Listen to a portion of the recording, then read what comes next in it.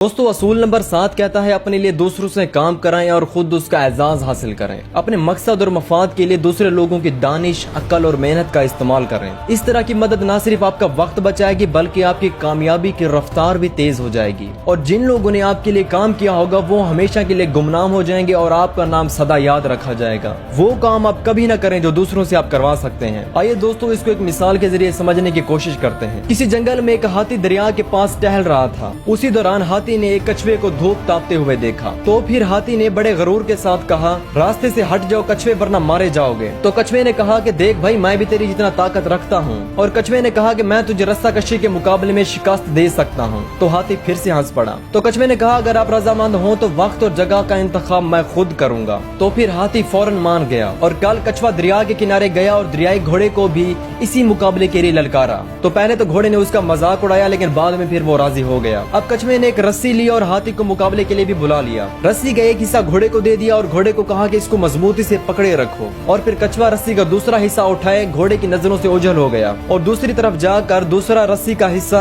हाथी को दे दिया। अब कछुआ दरियाई घोड़े और हाथी के दरमियान ठहर गया। हाथी और दरियाई घोड़ा एक दूसरे को नहीं देख रहे थे लेकिन कछुआ इन दोनों को देख रहा था। थोड़ी देर बाद मुकाबला शुरू हो गया। दोनों ने अपनी तरफ से पूरा जोर लगाया मुकाबले को जीतने के लिए लेकिन दोनों ही अपनी जगह से ना हिल सके और आखिरकार थक हार के उन दोनों ने हार मान ली। और फिर उसी दिन के बाद हाथी और घोड़ा कछुए की ताकत को तस्लीम करने लगे।